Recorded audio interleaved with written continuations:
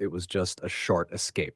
That was the phrase Evan Miller used when he described the trip, an escape, not a getaway, not a break, just something temporary. 2 nights in the woods, no meetings, no screens, no pressure.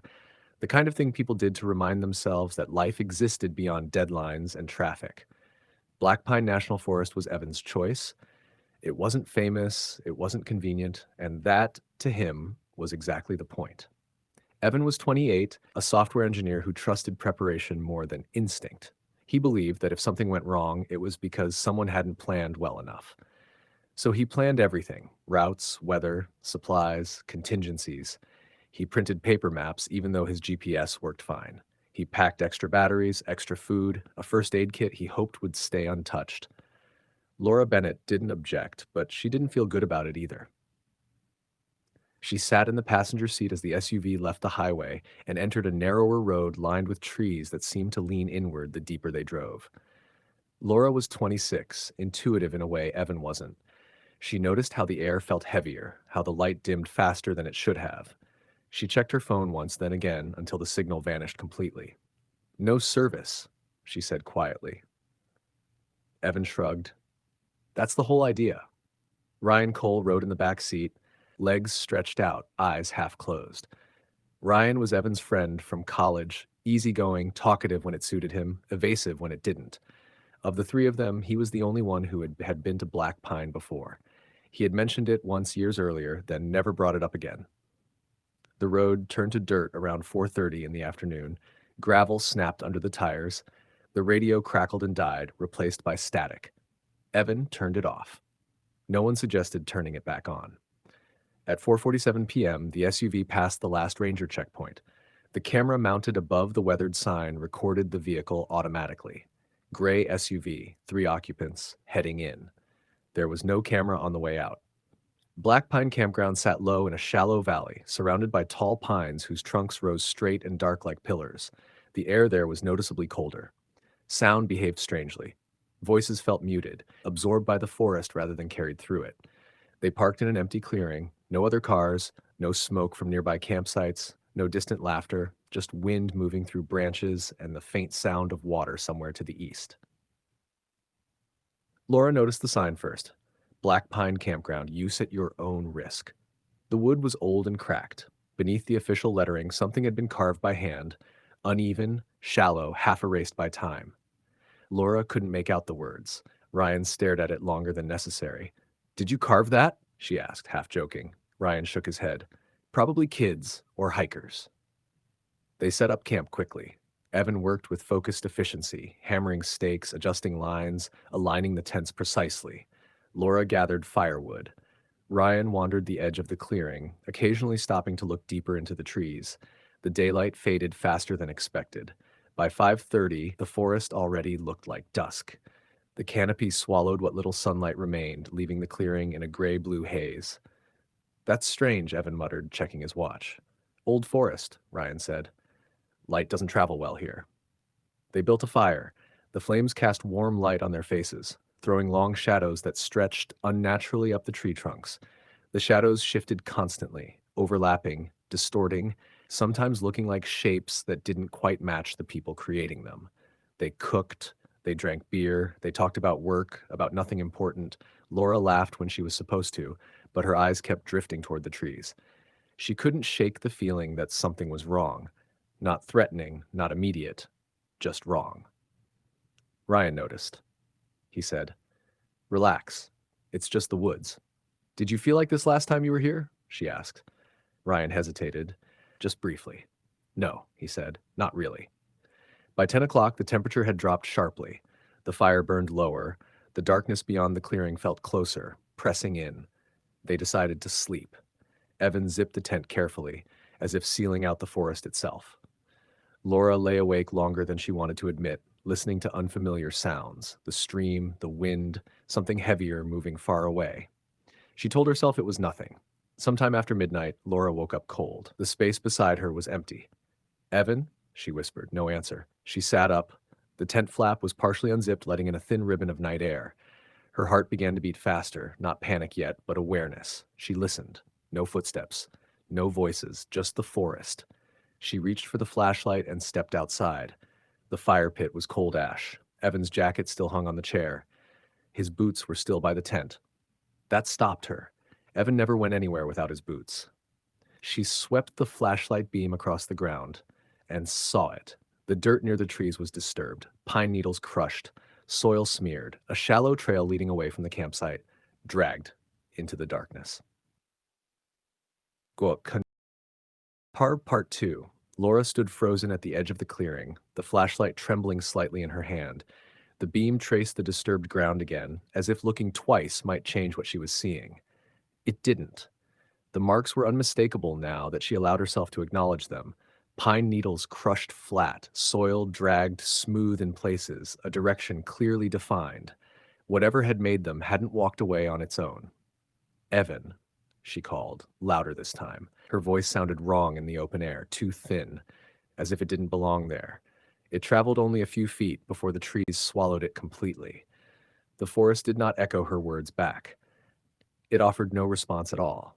She took a cautious step forward. The cold earth bit into her bare feet, grounding her in a way she didn't want. Every instinct screamed at her to go back into the tent, to zip it shut, to pretend she hadn't seen anything. But Evan was out there. Or had been. "Ryan," she shouted. Nothing. Ryan's tent stood a short distance away, its outline barely visible in the darkness. Laura swept the flashlight toward it. The zipper was open. The sleeping bag inside lay undisturbed, flattened but empty. Her stomach tightened. This was no longer confusion. This was fear. She followed the trail. The forest closed in quickly once she left the clearing. The trees grew closer together, their branches knitting overhead, blocking what little starlight there was. The flashlight beam cut a narrow tunnel through the darkness, revealing roots, rocks, and the continuing marks on the ground. After 20 yards, the drag marks stopped. Laura halted, breath shallow, listening. The night felt unnaturally still. Even the insects seemed quieter here, as if something had disturbed the normal rhythm of the forest. She took another step. That was when she felt it. Movement behind her, subtle but undeniable. The sensation wasn't sound so much as pressure, the awareness of space being occupied where it hadn't been a moment before. She turned. A hand clamped over her mouth. The grip was strong, practiced. Fingers dug into her jaw, cutting off her scream before it could form. An arm wrapped around her chest, pulling her backward. She smelled damp, fabric, metal, and something sharp and chemical that burned her nose and throat. She struggled instinctively, elbows flailing, but the hold tightened. Something pressed against her neck, cold and stinging, and within seconds her limbs began to feel heavy, unresponsive. Her flashlight slipped from her hand, hitting the ground and spinning wildly, the beam flashing across tree trunks, roots, and the disturbed earth before coming to rest on its side. The forest watched without reaction. Laura's knees buckled. The strength drained from her body as if someone had pulled a plug. The panic faded faster than it should have, replaced by an eerie calm, a fog that dulled everything: fear, pain, thought. The last thing she registered was the sense of being lifted, not roughly, but with care. Then nothing. By morning, Black Pine Campground looked at the trees in pale shafts, illuminating dew on the grass and the faint remains of footprints near the tents. The fire pit held only cold ash. Chairs stood where they had been left. Backpacks lay untouched. It looked like 3 people had simply vanished. Ranger Thomas Keller arrived late Sunday morning for a routine check. Black Pine didn't see many visitors anymore, but protocol required periodic sweeps. As he parked his truck and stepped out, the silence struck him immediately. Campsites were rarely this quiet, even when empty. He called out, announcing himself. No answer. He walked closer to the tents. That was when he noticed the smell. Faint, metallic, wrong.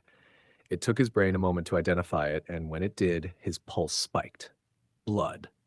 Evan Miller was found first. His body lay about 100 yards from the campsite, beneath a cluster of tall pines. He was on his back, arms at his sides, eyes open. There was no sign of a struggle around him. No broken branches. No disturbed ground beyond the immediate area. His expression was strangely neutral, as if he had been conscious just long enough to realize something was happening before it ended. Ryan Cole was found near the stream.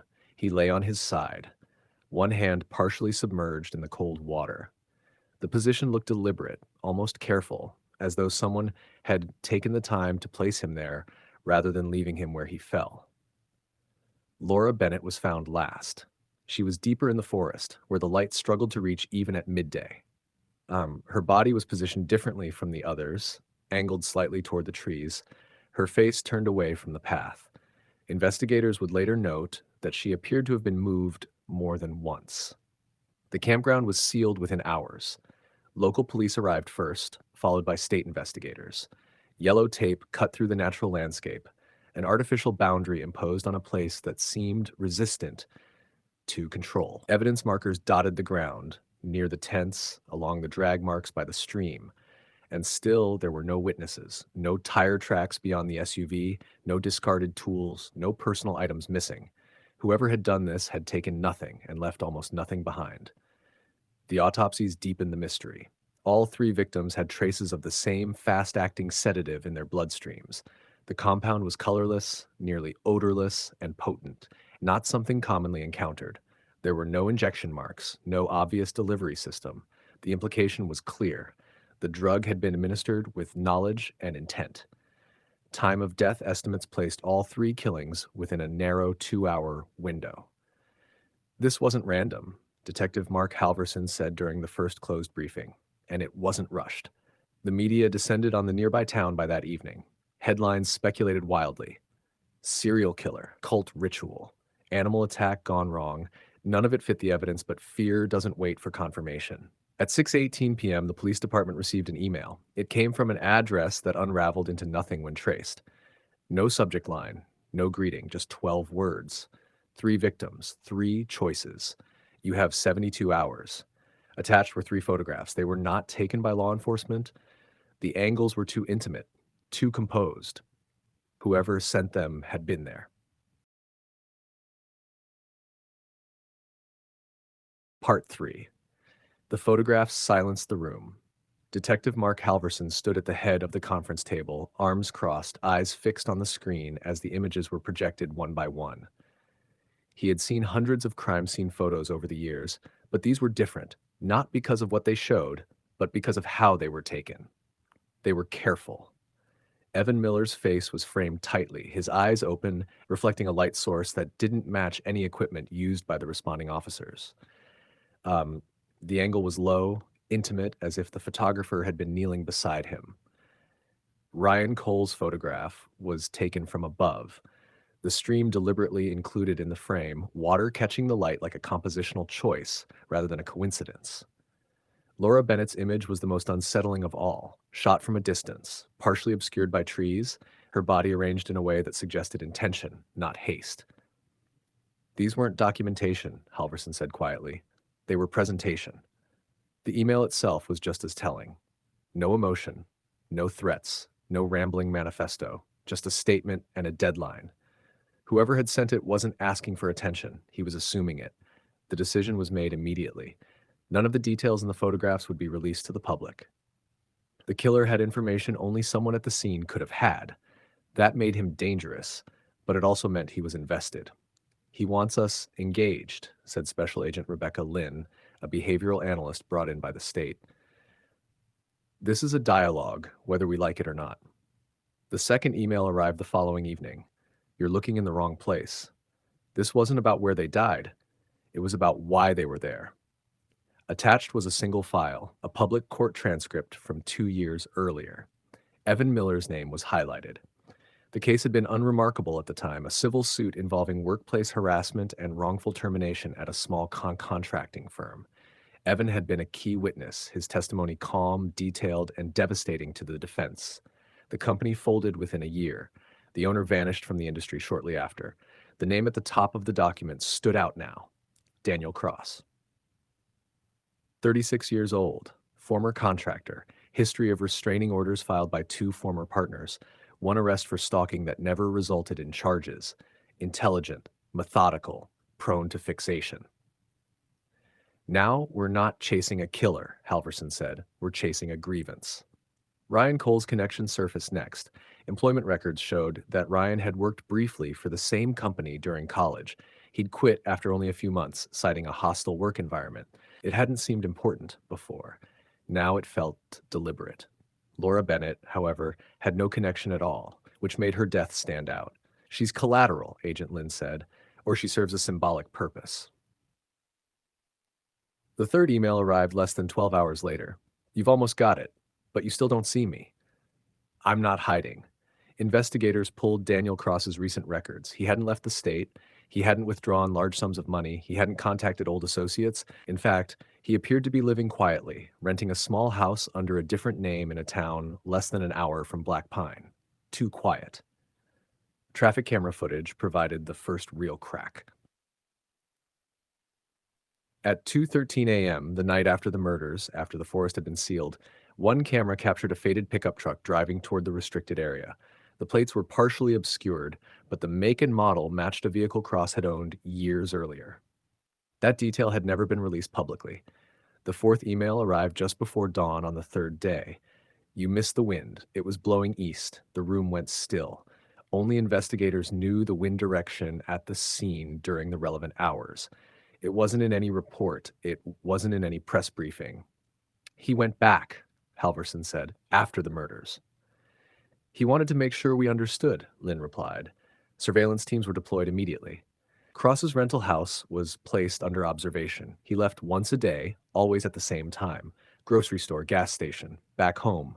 No signs of panic, no attempt to flee, as if he were waiting for something. They moved on the morning of the fourth day. Cross answered the door himself. He was calm, polite. He didn't ask why they were there.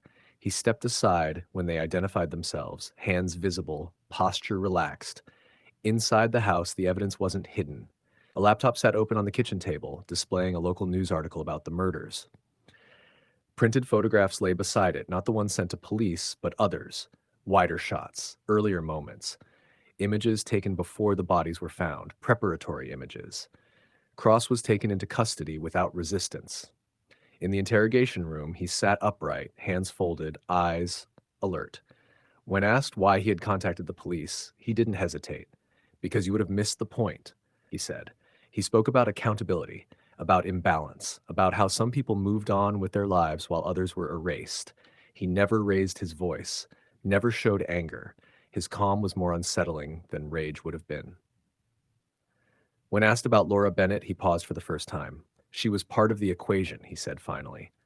Nothing more. The trial would later confirm what investigators already knew.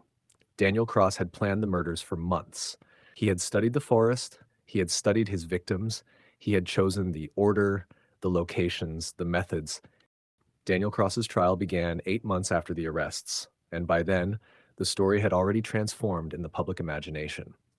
What started as a camping trip gone wrong had become a calculated act of revenge, dissected endlessly by commentators, podcasters, and amateur profilers. Every detail of Cross's past was scrutinized, every moment of the victims' lives retroactively examined for meaning. But inside the courtroom, the narrative was stripped down to facts. Cross sat at the defense table each day in the same posture, back straight, hands folded, eyes forward. He wore no expression that could be easily interpreted as guilt or innocence. When the jury entered, he stood. When they left, he stood again. He followed procedure with meticulous precision, as if the structure itself mattered more than the outcome. The prosecution opened by laying out the timeline. They described the emails, the photographs, the sedative, the careful placement of the bodies. They emphasized planning, premeditation, and intent. Black Pine, they argued, was not a random location but a controlled environment, isolated, familiar to Cross, and symbolic. Then they addressed motive. Evan Miller had testified against Cross 2 years earlier, contributing directly to the collapse of his company and, by extension, his identity. Ryan Cole had worked there as well, a secondary target, a reminder. Laura Bennett, they argued, had been eliminated to maintain control of the situation, to prevent interference, to preserve the symmetry Cross valued. She was not the target, the prosecutor said, voice steady. She was the cost. The defense did not deny that Cross had been present at Black Pine. Instead, they challenged everything else. They suggested the emails were designed to mislead, that the photographs could have been taken by someone else, that the sedative, while uncommon, was not exclusive. They pointed to gaps in the chain of custody, to the lack of eyewitnesses, to the absence of a direct confession. And then they introduced doubt. Cross's attorney presented evidence that During the hours the murders were estimated to have occurred, Cross's phone had pinged a cell tower nearly 30 miles away. They acknowledged that phone data could be manipulated, but reminded the jury that could was not the same as did. The room shifted. For the first time since the arrest, there was uncertainty. Agent Rebecca Lynn took the stand next. She spoke calmly about behavioral patterns, about offenders who insert themselves into investigations, about the need for control and recognition. She explained how Cross's emails were not taunts, but corrections, attempts to guide law enforcement toward his intended interpretation. Then the defense stood for cross-examination. Agent Lynn, the attorney said, isn't it true that behavioral analysis is not an exact science? Yes, Lynn replied. So your conclusions are opinions. They are informed assessments, but not proof. Lynn paused. No, she said, they are not proof. The most damaging moment came on the 10th day. A forensic toxicologist testified that while the sedative found in the victim's blood was rare, it was not unique. Under questioning, she admitted that there was no direct evidence tying the specific batch of the drug to Cross. The jury listened carefully. Cross remained still. Then the prosecution introduced their final piece of evidence. It was a single audio file recovered from Cross's laptop but never accessed. The metadata showed it had been recorded the night of the murders, time-stamped within the estimated window. When played, the room filled with sound, wind through trees, footsteps on dirt, a faint stream in the background, and then a voice, low, calm, controlled. This is where it ends, the voice said. Not because I want it to, but because it has to. The defense objected immediately, but it was too late. The jury had heard it. Cross's head tilted slightly for the first time. On the stand, Cross claimed the recording was a thought exercise, something he had created as part of therapy. He said it meant nothing, that it proved nothing. But the jury had already begun to see the pattern. After 6 hours of deliberation, they returned a verdict. Guilty on all counts. Cross did not react. At sentencing, he was given 3 consecutive life sentences without the possibility of parole. When asked if he wished to make a statement, he stood slowly. I was heard, he said. That's enough. The gavel fell, but the case did not end there. In the eyes of the law, but for those who had worked it, Black Pine never really ended. The campground was reopened the following summer with new signage and a renovated ranger station. Families returned, hikers passed through, campfires burned again. On the surface, the forest reclaimed its ordinary role, a place of quiet, of distance, of temporary escape. But investigators avoided it when they could. Detective Mark Halverson transferred to a different unit 6 months later. He told colleagues it was time for a change, but those close to him noticed he slept poorly afterward. He dreamed of the photographs, the ones the public never saw. He dreamed of the way the bodies had been arranged, not with anger, but with intention. Agent Rebecca Lynn kept the case file. She reread it once a year, not out of obsession, but because something about it resisted closure. The behavior fit. The evidence aligned. The conviction held. And yet there was a quiet discrepancy that no one could fully explain away. It started with the recording. The audio file had been examined repeatedly after the trial, enhanced, cleaned, filtered. Analysts confirmed the voice was almost certainly Cross's, matching cadence, pitch, and phrasing from known recordings. Almost certainly. But embedded in the background, beneath the wind and the footsteps, was something else. Another sound. At first, it was dismissed as distortion, then as an echo. But one technician working late one night with noise isolation software separated it just enough to identify a pattern, a second set of footsteps, out of sync with the first, too subtle to be accidental. The discovery reopened a question no one wanted to ask. Had Cross acted alone? The theory didn't hold easily. There were no accomplices identified, no communications recovered, no unexplained financial movements. Cross himself never mentioned anyone else, even when pressed repeatedly during post-conviction interviews. But the sound was there. Then came the notebook. It was found during a routine audit of stored evidence nearly a year after sentencing, misfiled among unrelated materials. A small, weather-damaged notebook recovered from the edge of the campground during the initial search, but dismissed at the time as debris. Inside were sketches, not of faces, but of positions, angles, distances between trees, lines of sight from various points in the forest. The handwriting did not match Cross's. The ink was faded but legible. One page contained a single sentence. You don't have to touch them to choose them. The note was never presented in court. By then, the conviction was secure. Introducing uncertainty would have changed nothing legally and would have changed everything publicly. The decision was made quietly, without press, to keep the file sealed. Lynn argued against it. Truth doesn't care about convenience, she said during the closed review, but she was outvoted. The final email Cross had sent was re-examined as well. You've almost got it, but you still don't see me. I'm not hiding. At the time, it was interpreted as arrogance. Later, it read differently.